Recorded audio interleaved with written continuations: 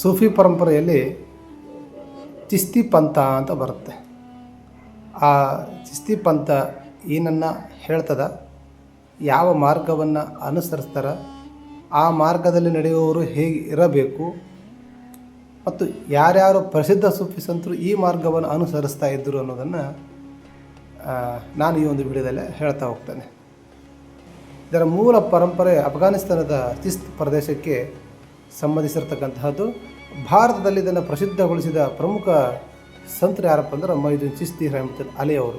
ಅಜ್ಮೀರ್ ದರ್ಗಾ, ಅಜ್ಮೀರ್ ಶರೀಫ್ ಅಂತ ಕರಿತೀವಲ್ಲ, ಆ ಶರಣರು.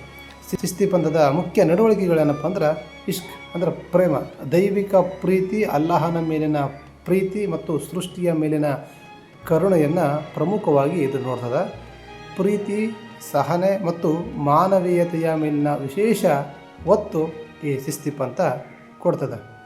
ಆಮೇಲೆ ಸೇವೆ, ಖಿದ್ಮತ್, ಬಡವರು, ಹಸಿದವರು ಮತ್ತು ಸಂಕಷ್ಟದಲ್ಲಿರುವವರಿಗೆ ಸಹಾಯ ಮಾಡುವುದು ಪ್ರಮುಖ ಆದರ್ಶ ಅಂತ ನಂಬ್ತದೆ. ಚಿಸ್ತಿ ಖಾನಗಳಲ್ಲಿ ಲಂಗರ್ ಮೂಲಕ ಎಲ್ಲ ವರ್ಗದ ಜನರಿಗೆ ಆಹಾರ ನೀಡುವ ಪರಂಪರೆ ಪ್ರಸಿದ್ಧವಾಗಿರ್ತಕ್ಕಂತಹದ್ದು. ಆಮೇಲೆ ಜಿಕರ್ ಅಂದರೆ ಧ್ಯಾನ, ಅಲ್ಲಾಹನ ನಾಮಸ್ಮರಣೆ ಮಹತ್ವ.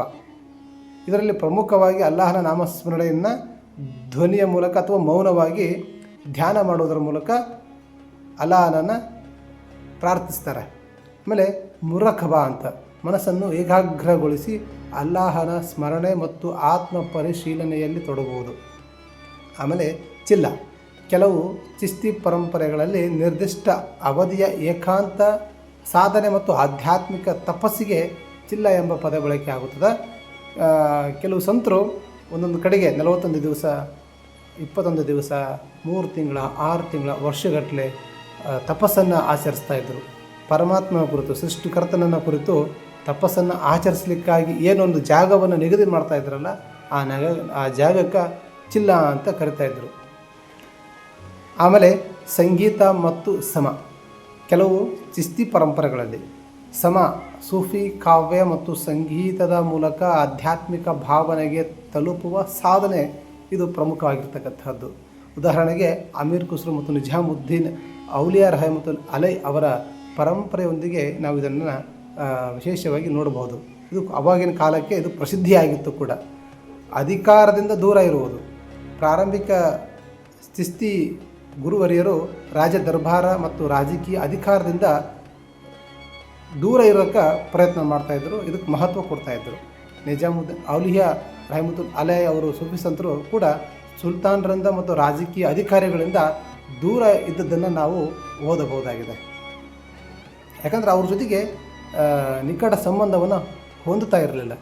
ಆಮೇಲೆ ಪ್ರಮುಖ ಸೂಫಿ ಸಂತರು ಈ ಮಾರ್ಗದಲ್ಲಿ ಯಾರಪ್ಪ ಅಂತಂದ್ರೆ ಭಾಳಷ್ಟು ಜನ ಈ ಆಗಿ ಹೋಗ್ಯಾರ.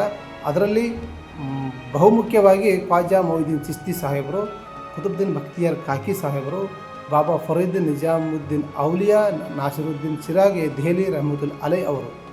ಇವೆಲ್ಲ ಸೂಫಿ ಸಂತರು ಈ ಒಂದು ಮಾರ್ಗವನ್ನು ಅನುಸರಿಸಿದ್ದನ್ನು ನಾವು ನೋಡಬಹುದಾಗಿದೆ. ಮತ್ತು ಈ ಚಿಸ್ತಿ ಪರಂಪರೆಯಲ್ಲಿ ನಿಜಾಮಿ ಮತ್ತು ಸಾಬಿರಿ ಎಂಬ ಇನ್ನೂ 2 ಶಾಖೆಗಳನ್ನು ಕೂಡ ನಾವು ನೋಡಬಹುದಾಗಿದೆ. ಚಿಸ್ತಿ ಮಾರ್ಗದ ಸಾರ ಸರಳವಾಗಿ ಹೇಳುವುದಾದ್ರೆ ಅಲ್ಲಾಹನ ಪ್ರೀತಿ, ಮಾನವನ ಸೇವೆ, ಜಿಕರ್ ಅಂದರೆ ಧ್ಯಾನ, ಉತ್ತಮ ನಡತೆ, ಅಹಂಕಾರದ ನಿಯಂತ್ರಣ, ಬಡವರ ಮೇಲಿನ ಕರುಣೆ ಇವು ಚಿಸ್ತಿ ಪರಂಪರೆಯ ಪ್ರಮುಖ ಆಧ್ಯಾತ್ಮಿಕ ಆದರ್ಶಗಳೆಂದು ಈ ಪಂಥ ನಂಬ್ತದ, ಇದನ್ನು ಪಾಲಿಸಿಕೊಂಡು ಹೋಗ್ತದೆ.